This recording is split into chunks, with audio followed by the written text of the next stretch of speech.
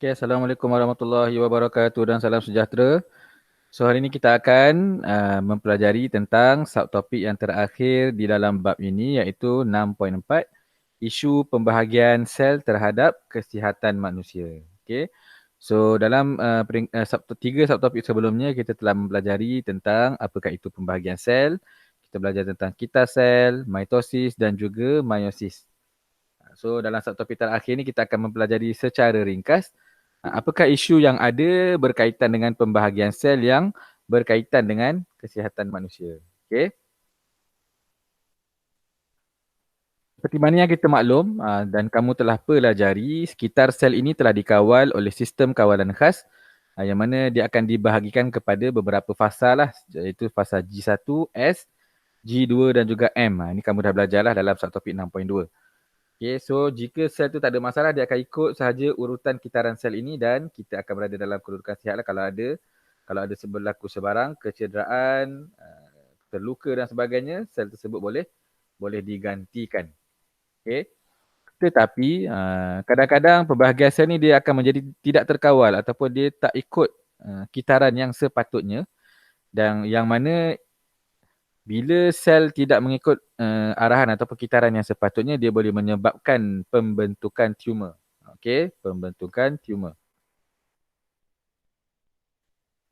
So tumor ni kita boleh bahagikan kepada dua iaitu tumor benigna ataupun dalam bahasa Inggeris dia benign ataupun dan yang kedua adalah tumor malignant. Samalah bahasa Inggeris pun malignant lah. Okey. Tumor benigna ini adalah tumor yang tidak berbahaya yang mana dia boleh dibuang melalui pembedahan lah. Okay, manakala tumor malignan pula kita biasa kenal sebagai kanser. Okay. Kanser ini disebabkan oleh beberapa faktor lah.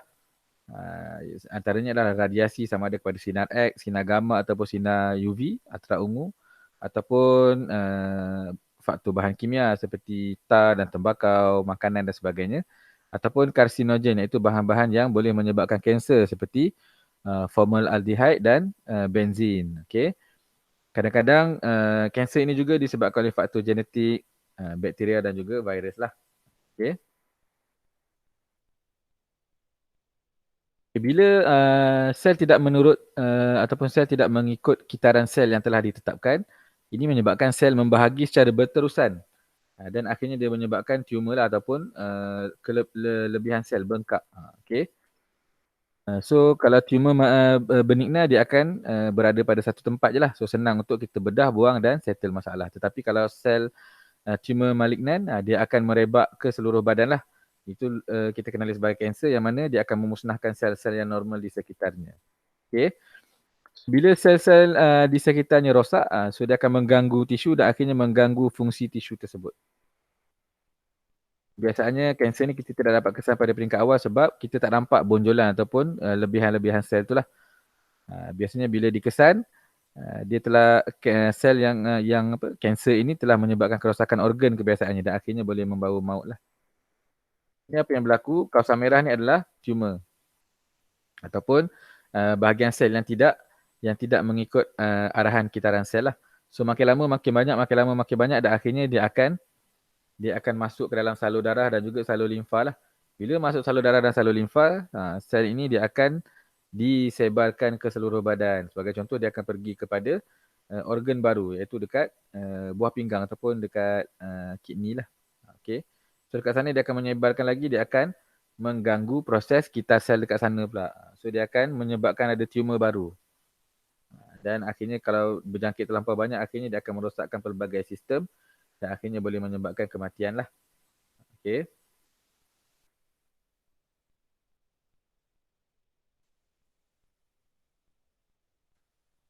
Ketika meiosis, jika berlaku ketidaknorm ataupun ketika pembahagian berlakunya ketidak normalan dalam pembahagian.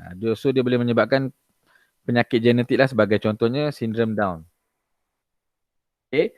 Kebiasaannya sindrom Down ini disebabkan oleh gentian gelendong gagal berfungsi ketika anak fasa 1 ataupun anak fasa 2. Ketika kromosom homolog nak bergerak ke kutub yang berlainan ataupun kromatik tu nak bergerak ke kutub yang berlainan untuk membahagikan kedua-dua benda tu lah. So menyebabkan jika gentian gelendong ni tidak berfungsi maka kromosom tu tak bergerak dan dia gagal berpisah, ataupun kita sebut sebagai tak disjungsi lah, tidak non-disjunction, okay, tidak terpisah. So sepatutnya 46 bahagi 2 kita dapat 23, tapi disebabkan satu gentian gelendong tu tidak berfungsi, menyebabkan satu sel akan ada 22, satu sel akan ada 24. So menyebabkan bilangan kromosom tidak normal, walaupun hasil tambah kedua-dua kromosom tu masih lagi 46, tapi pembahagian yang tidak normal, menyebabkan satu sel tu ada 22, satu sel ada 24. So jika 22 ini bersenyawa dengan sel ataupun gamit yang normal, 22 campur 23 dia akan jadi 45. So tak cukup 46 lah, so dia akan ada penyakit. Okay. Ataupun kalau 24 ni bersenyawa dengan sel yang normal 23 pun akan ada penyakit, iaitu kromosom terlebih 47. So dia akan ada penyakit dia lah. Okay.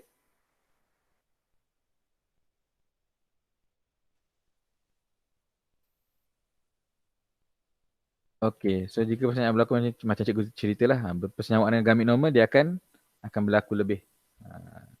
Okay. Bagi penyakit trisomi 21 ataupun sindrom Down, okay. So bayangkan ni adalah salah satu induk lah, ayah ataupun ibu contohnya. Okay, pada bahagian ayah, sel mengalami meiosis. So daripada 46 dia akan ada 23 dan 23. Dua sel gamit yang normal lah. Kemudian pada bahagian ni, salah satu lagi induk, ibu contohnya, 46 tu tiba-tiba pada proses anafasa 1 ataupun anafasa 2 berlaku proses tak disjungsi, di mana gentian gelendong tu rosak. So sel anak yang dihasilkan ada yang 24, ada yang 22. So ditakdirkan 23 gamit 23 ni bersenyawa dengan gamit yang 24. So menghasilkan kromosom yang lebih daripada manusia normal 47.